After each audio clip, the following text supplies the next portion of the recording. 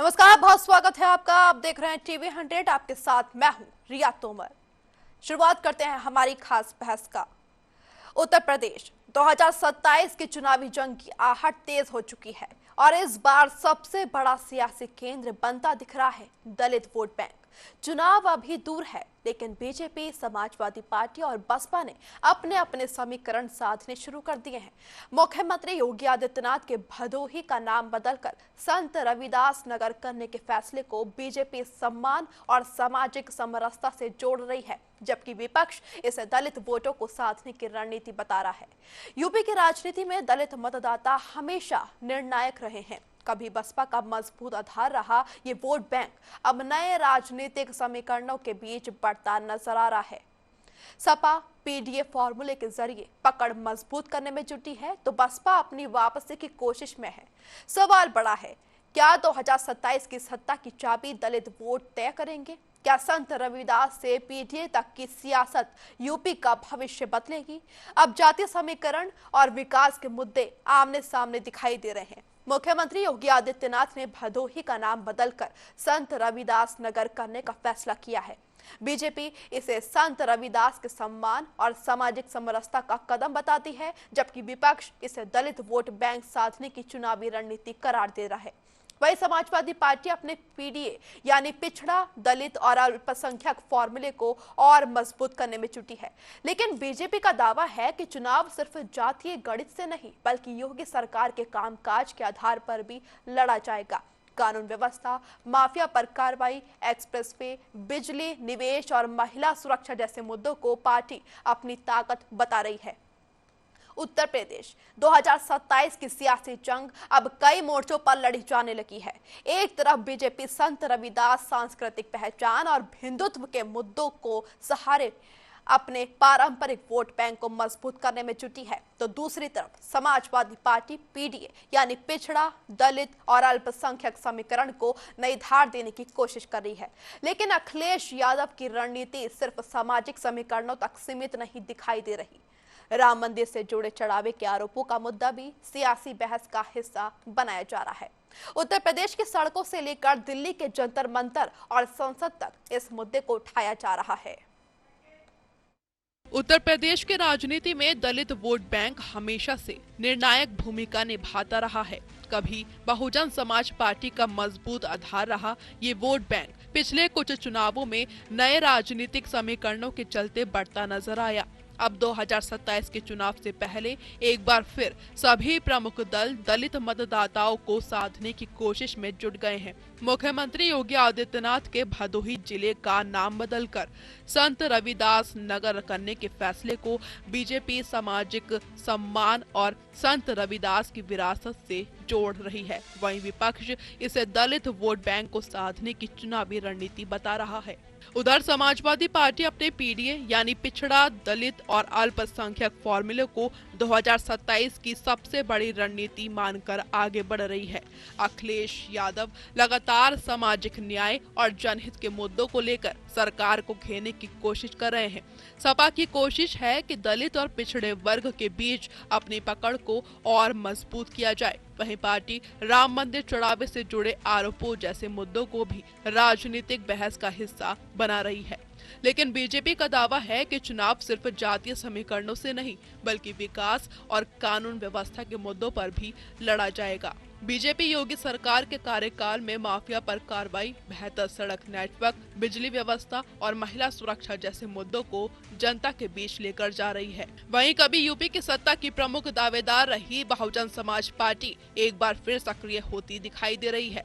बसपा संगठन को मजबूत करने और अपने पारंपरिक दलित वोट बैंक को वापस जोड़ने की कोशिश में जुटी है। बसपा की बढ़ती सक्रियता से बीजेपी और समाजवादी पार्टी दोनों के समीकरण प्रभावित हो सकते हैं। अगर बसपा अपने पुराने जनाधार को मजबूत करने में सफल होती है, तो मुकाबला और त्रिकोणीय हो सकता है। दूसरी तरफ कांग्रेस भी युवाओं, बेरोजगारी, किसानों और सामाजिक न्याय जैसे मुद्दों के सहारे अपनी जमीन तलाश रही है। आम आदमी पार्टी, एआईएमआईएम और आजाद समाज पार्टी जैसे छोटे दल भी अपने अपने प्रभाव वाले क्षेत्रों में चुनावी गणित बदलने की तैयारी में हैं। उत्तर प्रदेश की सियासत में 2027 का मुकाबला कई रंगों और कई समीकरणों के साथ सामने आ रहा है।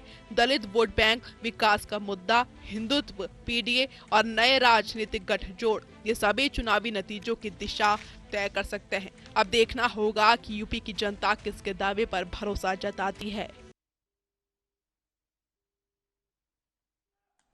तो उत्तर प्रदेश की सियासत में 2027 का चुनाव सिर्फ बड़े दलों तक लड़ाई नहीं है उनकी, बल्कि इसमें आम आदमी पार्टी, एआईएमआईएम और आजाद समाज पार्टी भी शामिल है। अब देखना यह होगा कि यह महासंग्राम में बदलता है या सिर्फ दलित वोट बैंक को लेकर यह आगे चुनाव लड़ा जाता है, क्योंकि उत्तर प्रदेश 2027 चुनाव नजदीक है और सभी पार्टियां अपने अपने मुकाम को पाने में जुट गई हैं और ये कोशिश में जुट गई हैं कि जनता का भरोसा किस तरह से जीता जा सके। यहाँ एक सवाल ये भी उठता है कि क्या सिर्फ दलित वोट बैंक उत्तर प्रदेश 2027 विधानसभा चुनाव के नतीजों पर पहुंच पाएगा या योगी सरकार द्वारा किए गए विकास कार्यों को भी जनता देखेगी? ये एक बड़ा सवाल है, लेकिन यहाँ इस बात को नजरअंदाज नहीं किया जा सकता कि किस तरह से उत्तर प्रदेश की राजनीति में लगातार बहस बनी रहती है। और हमारे साथ हमारे गेस्ट जुड़ गए हैं। सरोज यादव जी, सपा नेता, हमारे साथ जुड़ गई हैं। खेमचंद शर्मा, बीजेपी प्रवक्ता, हमारे साथ जुड़ गए हैं। राजेश शुक्ला, राजनीतिक विश्लेषक, हमारे साथ जुड़ गए। बहुत बहुत स्वागत है आप सभी का। आज की डिबेट हमारी इसी मुद्दे पर है, जिस तरह से बीजेपी द्वारा भदोही जिले का नाम बदलकर संत रविदास किया गया है, उसको लेकर विपक्ष लगातार हमलावर हो गया है। तो मेरा पहला सवाल खेमचंद जी आपसे ही रहेगा। खेमचंद जी, सबसे पहले आप सवाल का जवाब दीजिए कि किस तरह से ये नाम क्यों बदला गया है आखिर, क्योंकि सभी अपना एजेंडा ला रहे हैं। सपा ने पिछले दिनों कह दिया था कि पीडीए के फॉर्मूले द्वारा काम किया जाएगा। अब इस तरह से बीजेपी अचानक एक नाम बदल देती है, जिस पर जो दलित समाज से कहीं ना कहीं ताल्लुक रखते हैं, तो इस पर क्या कहना चाहेंगे आप? नमस्कार, जय हिंद, जय श्री राम। देखिए, संत रविदास जी हमारे पूरे समाज के लिए, वो सिर्फ दलित समाज के लिए, समस्त भारतीय संस्कृति के एक प्रसिद्ध संत रहे, सनातन संस्कृति के प्रसिद्ध संत रहे हैं और उनको मानने वाले करोड़ों लोग हैं। ऐसे संत को सम्मानित करने के लिए, ऐसे संत के बारे में नई जनरेशन जाने, अगर उनके नाम पे रीनेम हुआ है तो हम इसका स्वागत करते हैं। समस्त समाज स्वागत करता है, पूरा उत्तर प्रदेश स्वागत करता है। संत रविदास जी की जो जयंती अभी मनाई जाएगी, उसके लिए बड़ा एक प्रोग्राम चल रहा है, पूरे देश में प्रोग्राम चल रहा है। अभी कल ही काशी में उसकी स्टार्ट हुई है, उसकी शुरुआत हुई है। मैं तो समझता हूँ कि इसमें जो लोग राजनीति कर रहे हैं, जो फ्रस्ट्रेटेड हैं, जो परेशान हैं, वो इसको गलत बोल रहे हैं। जिनकी जो सोच है, वो सोच एक तरीके से अपीजमेंट की पॉलिटिक्स के तहत मुगल कालीन सोच है, वो इस चीज का विरोध कर रहे हैं। जो भारतीय संस्कृति का हमेशा विरोध करते रहे, नकारात्मक बात करते रहे, वो इसका विरोध कर रहे हैं। जी, मैं सरोज जी के पास जाना चाहूंगी इसके शुरुआती कमेंट के लिए। सरोज जी, एक सवाल आपके लिए भी है स्टार्टिंग में ही, क्योंकि जिस तरह से विपक्ष लगातार इल्जाम लगा रहा है कि ये एक नैरेटिव है और एक एजेंडा है बीजेपी की तरफ से, लेकिन जहां समाजवादी पार्टी की बात आ जाती है, उसने भी तो पीडीए का फॉर्मूला अपनाया है। क्या वास्तविक रूप में दलित समाज को इतनी आजादी दी जा रही है, इतना हक दिया जा रहा है जितना दिखाया जा रहा है? देखिए, पीडीए कोई व्यक्ति विशेष नहीं है। पीडीए एक पूरा समाज है जो पीड़ित है, वंचित है, शोषित है और हर तरह से वो प्रताड़ित हुआ है। वो एक वर्ग ऐसा हो गया तो वो पीडीए हो गया। और रही बात रविदास जी की, तो ये एक मतलब कि हमारे महापुरुष है, वंशज है, और इनको जो है आज ही सरकार को क्यों याद आ गई कि इनका एक मैं नाम पूरा बदल के, भदोही नाम बदल के आपने नाम बदल दिया, रविदास जी के नाम पर भदोही जिला कर दिया। जिला बदलने से, नाम बदल देने से क्या दलित, पिछड़ा, अल्पसंख्यक जो हमारा समाज है, क्या उसका विकास हो जाएगा?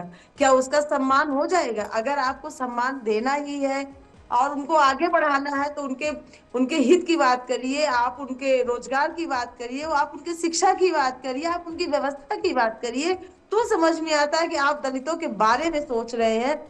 लेकिन इनको अभी याद आया जब 27 का चुनाव नजदीक आ गया तो इन्होंने सीधा सीधा नाम ही बदलना शुरू कर दिया, तो इनको दलित याद आने लगा। सरोज अब जी, ये एक सवाल दलित आपसे ये भी है कि अगर पीडीए का फॉर्मूला आपको इतना प्रभावी लगता है, समाजवादी पार्टी इतना जोर शोर से लेकर आ रही है, तो 2024 में ऐसा क्यों नहीं हुआ था? क्यों दलित वोट बैंक आपके खाते में नहीं आया? बिल्कुल आया है, दलित हम लोगों के साथ था। दलित साथ था तभी अयोध्या से हमारे सांसद जीत कर दिल्ली पर बैठे हैं, और तभी इन्हीं लोगों ने कहा था कि इन लोगों ने हमें धोखा दिया है। वो अगर कौन दलित लोग हमारे थे? साथ नहीं होता तो उनकी पहचान सच्चे कैसे की सांसद थी आप लोगों ने? कैसे की थी समाजवादी ने पार्टी ने पहचान कि वो देखिए, कौन अगर वो लोग थे? जीते हैं उसमें दलितों का वोट भी था। हर समाज वोट देता है तभी एक प्रत्याशी जीतता है, किसी एक व्यक्ति वर्ग विशेष के वोट से कोई जीतता नहीं है। हर वर्ग का वोट मिलता है तभी चुनाव जीता जाता है।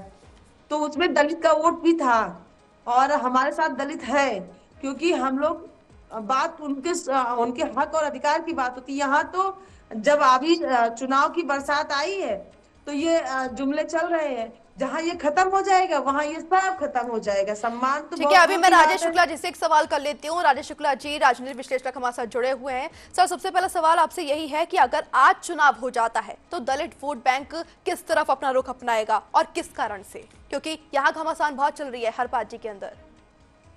देखिए, नाम बदलना ये आज का नहीं है।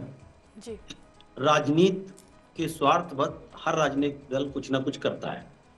अभी जब बहन मायावती जी मुख्यमंत्री थी तो उन्होंने यही सब नाम बदले थे, और जैसे ही अखिलेश यादव जी ने शपथ ली अगले दिन सारे नाम उन्होंने बदल दिए। 8 जनपदों के शायद नाम थे जो मायावती जी ने बदले थे महापुरुषों के नाम पर, उसमें ये भी नाम था। तो अब अगर समाजवादी पार्टी जो समय समय पर अपनी आवश्यकता के अनुसार बहुजन समाज पार्टी से गठबंधन करती है, अभी हाल में भी उन्होंने किया, और आपको याद भी होगा कि 84 में एक चरण चला था कांसीराम जी का, और उसके बाद मुलायम सिंह जी और मान्यवर कांसीराम जी एक हो गए थे। फिर एक नारा उठा था, मिले मुलायम कांसीराम हवा में उड़ गए जय श्री राम। तो ये राजनीतिक जुमलेबाजी जो अभी हमारी बहन सरोज यादव जी कह रही हैं, दोनों तरफ से होता है। इसको आप राजनीतिक चुनाव के चश्मे से देखेंगे तो हो सकता है लाभान की बात हो। राजेश जी, एक सवाल आपसे ये भी है कि आज की डेट में अगर बसपा मजबूत हो जाती है तो किसको ज्यादा नुकसान होगा, बीजेपी को या समाजवादी पार्टी को? स्वाभाविक रूप से है, सब दलित वोट की ओर आशा भरी नजरों से देख रहे हैं। वोट तो सबके लिए महत्वपूर्ण है। दलित वोट में अगर बहुजन समाज पार्टी अकेली मजबूत होती है तो मुझे नहीं लगता कि समाजवादी पार्टी से उसको कोई फायदा होगा। देर सवेर वो कहीं ना कहीं भारतीय जनता पार्टी के साथ जाएगी, ऐसा अनुमान मुझे लगता है। और उस वोट को भारतीय जनता पार्टी का तो नारा है कि एक रहोगे सेफ रहोगे, वो अलग अलग नहीं बांट रहे हैं इसमें। पर जो पीडीए है या जो कांग्रेस का मूल मंत्र है, तो ये जो आपको याद होगा 1967 में चौधरी चरण सिंह जी ने सबसे पहले एक ब्राह्मण और ठाकुर मुक्त एक दल बनाया कि जिसमें राजनीति में इन लोगों से अलग होकर सवर्णों को अलग करके एक बनाया और उसका नाम अजगर रखा। तो उसमें अहीर थे, उसमें जाट थे, गुर्जर थे और राजपूत थे। ये 4 लोगों को मिलाकर एक गठबंधन बनाया। तो ये राजनीति शुरू से चलती आ रही है। लोग दलितों पर सारे गेम हर पार्टी खेलना चाहती है। देखिए, भारतीय जनता पार्टी की बात करें तो यहाँ विकास के मुद्दों की बहुत बात हो रही है, क्योंकि विपक्ष लगातार इल्जाम लगा रहा है कि इस बार दलित वोट बैंक को साधने की कोशिश है। लेकिन यहाँ योगी सरकार की बात है, क्योंकि मौजूदा सरकार तो बीजेपी की है, तो यहाँ विकास के मुद्दे को, शिक्षा के मुद्दे को फटकाया नहीं जा सकता। लेकिन यहाँ बीजेपी को क्या जरूरत पड़ गई है दलित समाज के वोट की?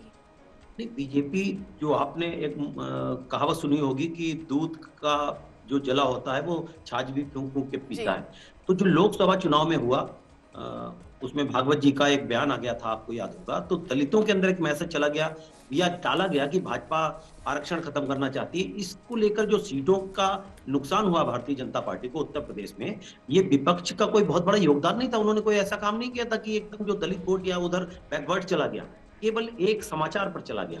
तो इसलिए भारतीय जनता पार्टी, मुझे लगता है, दलितों को साधने के लिए वो उनसे छिटक कर दूर न जाए, कोई भी एक कदम ऐसा नहीं करेगी जिससे उसको नुकसान हो। पिछली इतनी बात पर दलित छिटका था। हेमचंद जी, मैं आपसे यही पूछना चाहूंगी, जिस तरह से राजेश जी ने कहा कि एक तरीका है ये भी वोट बैंक अपनाने का, लेकिन यहाँ ये भी बड़ा सवाल उठ जाता है कि चुनाव के समय ही क्यों हर पार्टी इस तरह से दलित वोट बैंक के पीछे पड़ जाती है। और यहाँ तो सबसे बड़ा सवाल है योगी सरकार के कार्यों की, और वर्सेस इसके सामने सीधे सीधे आ जाते हैं दलित वोट बैंक। आपको क्या लगता है, दलित वोट बैंक ये नजर देखेगा, ये देखेगा कि कितने विकास किए गए हैं योगी सरकार में? क्या कहना चाहेंगे आप? नहीं, देखिए, मैं ऐसा नहीं समझता। भारतीय जनता पार्टी पूरे देश में संत रविदास जी की जो 650वीं जयंती है उसको मनाने जा रही है, और हम लोग इसको दो पर्पज से, एक, संत रविदास जी का जो योगदान है उसको हमारे जो युवा हैं, जैन जी है, उसको पता चले, और उन्होंने जो अपने विचार रखे कि समाज में एकीकरण हो, समाज में छुआछूत ना हो, ऊंच नीच ना हो, और ईश्वर और हमारे जो सनातन वैल्यूज हैं उसके लिए उन्होंने जो काम किया, तो उसके बारे में मैं ऐसा समझता हूँ कि समाज के बीच में जाएगा तो हमारी सनातन वैल्यूज युवाओं में और तेजी से जाएंगी। सनातन वैल्यूज के लिए उनका लगाव, उनका झुकाव और ज्यादा सुदृढ़ बनेगा। आज लोग तरह तरह की बातें करके हमारे युवाओं को कन्वर्ट कर रहे हैं, हमारे युवाओं को दूसरी ओर। हेमचंद जी, यहाँ तो स्थापना की बात है सिर्फ, लेकिन विपक्ष तो लगातार कहता है कि जो दलितों के मुद्दे हैं वो केवल बीजेपी को चुनाव के दौरान ही याद आते हैं। ऐसा क्यों होता है, ऐसा क्यों है? चुनावी माहौल के दौरान ही ऐसा क्यों याद किया जा रहा है? विपक्ष कहेगा ही, लेकिन भारतीय जनता पार्टी और मोदी जी की सरकार में जितना काम दलितों के लिए किया गया पहले कभी नहीं हुआ। हम दलितों को दलित ना मान के बराबरी का दर्जा दे के, बराबरी का साथी मान के, बराबरी की समाज मान के हम लोग उनको आगे लेके चल रहे हैं। तो उसी के तहत हम लोगों ने ऑर्गेनाइजेशन में भी अपने दलित समाज को पूरा अधिकार दिया है। आप देखेंगे अधिकतर हमारे प्रदेशों में हमारे जो दलित समाज से आने वाले जो भाई बंधु हैं उनको महामंत्री, उपाध्यक्ष, मंत्री जो कोर टीम में प्रमुखता से उनको लिया गया है। वैसे ही हमारी सरकारों में भी, अलग अलग जगह सरकारों में भी जो दलित समाज को प्रॉपर रिप्रेजेंटेशन देने का काम किया गया है। एमएलए, एमपी की जो सीट आती हैं उनमें भी प्रॉपर रिप्रेजेंटेशन का काम किया गया है। मैं ऐसा समझता हूँ कि दलित समाज का उत्थान आज वास्तव में मोदी जी के राज में हो रहा है, क्योंकि मोदी जी अंत्योदय के अंतर्गत सोचते हैं, और अंत्योदय का मतलब ही होता है जो समाज, जो लोग सबसे पीछे पंक्ति में खड़े हैं उनका उत्थान करना है। और आज की जो सरकार है, चाहे हमारी भारतीय जनता पार्टी की स्टेट गवर्नमेंट हो, चाहे हमारी मोदी जी की सेंट्रल गवर्नमेंट है, सब में सब समाज के लिए काम किया जा रहा है, विशेषकर उनके लिए जो पिछड़े हुए हैं, जो आज भी समाज की बराबरी में। ये तो मैं सपा नेता सरोज जी से जानना चाहूंगी। सरोज जी, इसका जवाब दीजिए। किस तरह से कहा जा रहा है बीजेपी की तरफ से लगातार कि जो उद्धार हुआ है दलित समाजों का वो केवल भाजपा की राजनीति की वजह से हुआ है, भाजपा की वजह से हुआ है, क्या ये सच है? कितनी हकीकत है इसमें? बिल्कुल नहीं। देखिए, आज दलित समाज जो उठा है, जो बढ़ा है, वो किसी और की देन नहीं है, संविधान की देन है। संविधान ने इतना ताकत दिया कि वो आज अपनी बात रख सकते हैं, हर जगह वो पहुंच गए हैं। अब भारतीय जनता पार्टी में वो ताकत नहीं रह गई कि इन लोगों को कुछ कर सके। और रही बात भारतीय जनता पार्टी सम्मान की, तो सम्मान अगर आप देखेंगे, आप ही सोशल मीडिया, कहीं यूट्यूब, कई चैनलों से, कहीं सबके माध्यम से पता चलता है, कहीं दलित के ऊपर पेशाब किया गया, कहीं दलित को मारा गया, कहीं उसकी पत्नी के बेइज्जत किया गया, कहीं उनके घर में लूटपाट की गई। तो आए दिन ये केसेस हो रहे हैं कि जो भारतीय जनता पार्टी के नेता लोग हैं वो किस तरह से दलितों का सम्मान कर रहे हैं। उनको अपने बर्तनों में खाना नहीं खिलाते, उनको बाहर बिठाते, उनको अंदर नहीं आने देते। ये सब चीजें सुनाई भी पड़ रही है, आप ही लोग, हम लोगों को भी जानकारी देती है। तो कितना ये सम्मान कर रहे हैं वो सब सबको पता है। और जो जयंती की बात है, तो ये जयंती अगर ये परंपरा इन्होंने लागू करी है तो उसको लगातार चलाएं। ये नहीं कि ये 27 चुनाव जीत हो गया तो उसके बाद जो है। लेकिन युवाओं के मन में ऐसा कभी नहीं आता कि जातीय समीकरण के आधार पर चुनाव का जो है रिजल्ट आए। वो तो ये देखते हैं कि विकास कितना हुआ है, शिक्षा में कितनी मजबूती आई है, विकास कितना हुआ, सड़कें कितनी बनी है। क्या चाह रहा है? यही तो चाह रहा है कि विकास के नाम पर हो ही क्या रहा है। आप नौकरी दे नहीं रहे, शिक्षा व्यवस्था पूरी तरह ध्वस्त हो गई है, सुरक्षा आप हो नहीं रही है, और महंगाई आप कंट्रोल नहीं कर पा रहे हैं। दवाइयां सही से हो नहीं रही हैं, तो आप बताइए कि सरकार कर क्या रही है?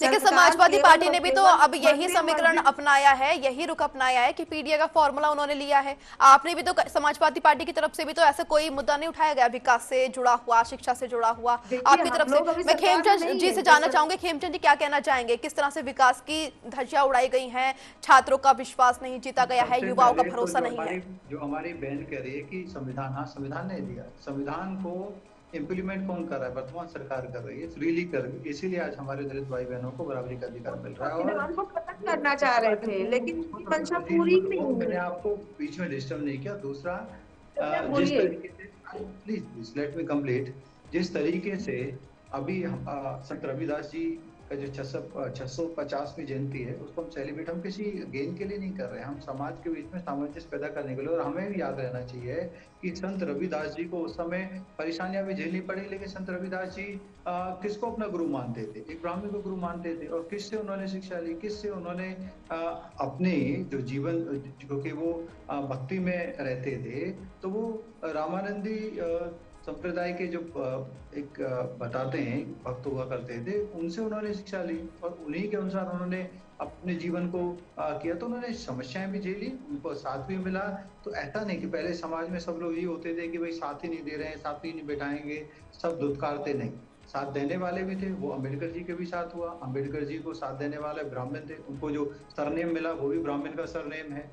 तो हम आजकल जो लोग हैं जो गलत बात फैला रहे हैं कि नहीं, कि पहले समाज में सिर्फ और सिर्फ गलत बातें हुआ करती थी, सही बातें नहीं हुआ करती थी। तो मैं ऐसा समझता हूँ कि जब संत रविदास जी के जीवन को पढ़ेंगे कि वो कैसे थे, किसको मानते थे, किसके साथ रहे, और उनको किस किस तरीके की समस्याएं थी, और उन्होंने समाज को किस तरीके से दिशाएं दी। तो खेमचंद जी, इससे किताबों में सर्व सभी समाज कुछ को जानकारी आगे मिल बढ़े। जाती है। यहाँ मैं राजेश जी से सवाल करना चाहूंगी। राजेश जी, क्या योगी सरकार द्वारा विकास कार्य जो किए जा रहे हैं और जो कानून व्यवस्था रखी गई है और उसके सामने जात के समीकरण है, आपको क्या लगता है ये त्रिकोणीय एक राजनीति हो सकती है? 2027 के विधानसभा चुनाव का रुख किस तरह अपनाएंगे दलित वोट बैंक? क्या दलित समाज के जो वोट हैं वो भी बढ़ जाएंगे?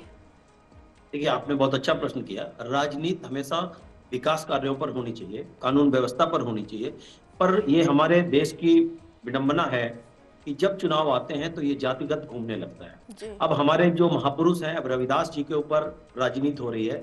इससे बड़ा दुर्भाग्यपूर्ण बात क्या है? मैं तो कहता हूँ जितने भी महात्मा फुले हों या रविदास जी हों, गुरु गोविंद, जितने भी हमारे महापुरुष हैं, जितने भी हैं, सबके नामों पर एक काम होना चाहिए और किसी को उसका विरोध नहीं करना चाहिए। लेकिन अगर आप जातिगत राजनीति की बात करेंगे तो मुझे बड़ा दुख होता है ये कहते हुए कि भारत की राजनीति का सबसे बड़ा हिस्सा और सबसे बड़ा दृष्टिकोण राजनीति जो है वो जातिगत ही रह गई है। अब कोई राजेश भी जी, टिकट ऐसा का नहीं हो रहा है कि जैसे जैसे समय आगे बढ़ता जा रहा है वैसे ही जाति और धर्म को लेकर राजनीति ज्यादा होती रही है और विकास कार्यों को कहीं ना कहीं दरकिनार किया जा रहा है? निश्चित रूप से।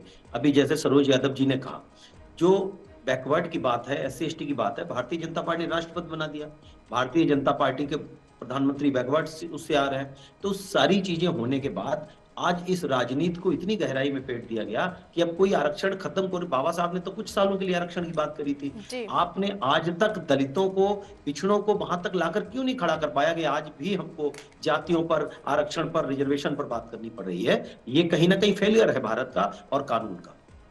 क्योंकि हम आज भी चुनाव जब करते हैं तो अभी आप जब इन लोगों की सूची आए टिकट की, तो हर पार्टी की सूची में जातिगत आंकड़े फिट होंगे। देखिए, मेरा एक सवाल आप सभी से है कि दलित वोट बैंक की राजनीति कब खत्म होगी और असल राजनीति, विकास के मुद्दे, कब असल मुद्दों को लेकर राजनीति की जाएगी? आप सभी से एक सवाल है, सीधे एक लाइन में मुझे जवाब चाहिए इन सभी का। जब देश के नेता जनता का हित जिस दिन सोचने लगेंगे, वो जो जाति का राजनीति है वो उस दिन खत्म हो जाएगी। तो आपको क्या लगता है जनता सोच नहीं रही है? जनता तो हमेशा ये कहती है कि हमें धर्म राजनीति से कोई लेना देना नहीं, हमें विकास जब नेता सोचने लगेगा और जात से हटकर काम करना शुरू कर देगा, उसी दिन जातीय राजनीति खत्म हो जाएगी।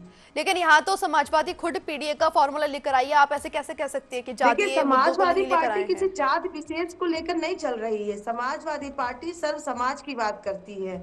उसमें पंडित भी है, उसमें ठाकुर भी है, उसमें मुसलमान भी है, उसमें पासी, कोरी, चमार, लुहार, कुहार, हर बिरादरी है। किसी व्यक्ति विशेष की नहीं है कि वो इतने ही पीडीए है। लेकिन PDA यहाँ में जो पिछड़ा, पीड़ित दलित है, और अल्पसंख्यक की बात पीडीए में तो ये तीन ही आते हैं ना। आपने कैसे देखिए कहते कि सभी PDA आ रहे हैं? का यहाँ और मतलब भी जो धर्म है, पीड़ित और भी जाति वंचित, हैं, उनकी बात नहीं हो रही है देखिए यहाँ। PDA खेमचंद जी आप में बताइए, इस पीड़ित सवाल का वंचित, जवाब में आप क्या जवाब देना चाहेंगे? किस तरह से असली जी राजनीति हो रही है बीजेपी से?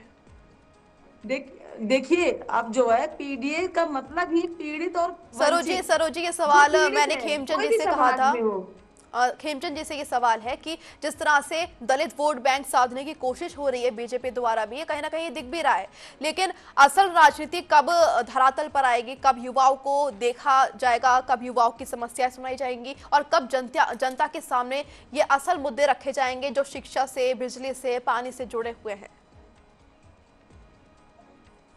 देखिए, पार्टियां सिर्फ और सिर्फ राजनीति कर रही हैं, वोट बैंक की राजनीति करती हैं। भारतीय जनता पार्टी नेचुरली और सच में उत्थान की बात कर रही है, उत्थान कर रही है, उत्थान करके दिखाया। मैं तो समझता हूँ कि योगी मोदी जी की सरकार में जितना मान सम्मान और बराबरी का अधिकार हमारे दलित समाज को मिला है, वो पहले कभी नहीं मिला। इसीलिए दलित समाज का विश्वास लगातार दिन दूनी रात चौगुनी मैं ऐसा समझता हूँ कि योगी जी और मोदी जी में बढ़ता जा रहा है, भारतीय जनता पार्टी के कार्यकर्ता और नेताओं में बढ़ता जा रहा है। इसीलिए आप देख रहे हैं कि जो डिसिसिव या बांटने की पॉलिटिक्स करते थे, उनका खात्मा होता जा रहा है धीरे धीरे।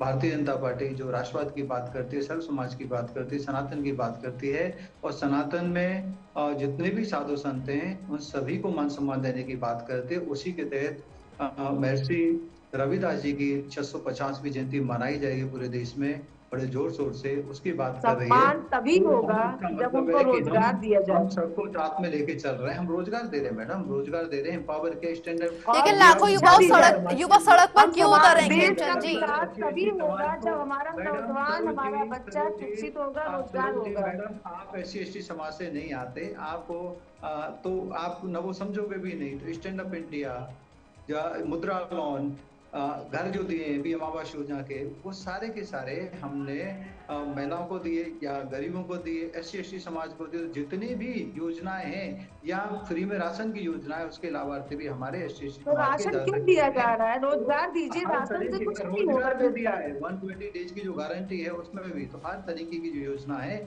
उनके जो हमारे लाभार्थी, आयुष्मान भारत योजना के जो लाभार्थी हैं हमारे SC/ST समाज के अधिकतर लोग हैं। इसीलिए वो एम्पावर फील कर रहे हैं और वो मोदी जी से कनेक्टेड फील करते हैं। मैं एक दूसरी डिबेट में जाना है, मैं आपसे आज्ञा चाहूंगा। Thank you Saroji. खेमचंद जी बहुत बहुत शुक्रिया हमारे साथ जुड़ने के लिए। सरोज जी बहुत बहुत धन्यवाद हमारे साथ जुड़ने के लिए। राजेश जी बहुत बहुत शुक्रिया हमारे साथ जुड़ने के लिए, तमाम जानकारी के लिए। तो ये जो तीखी बहस हो रही थी वो इसी मुद्दे पर थी कि 2027 के विधानसभा चुनाव उत्तर प्रदेश में किस तरफ मोड़ ले जाते हैं, जनता किस तरफ रुख अपनाती है, और दलित वोट बैंक को जिस तरह से साधा जा रहा है वो आगे आने वाले समय में क्या रुख अपनाता है। इस कार्यक्रम में इतना ही। नमस्कार।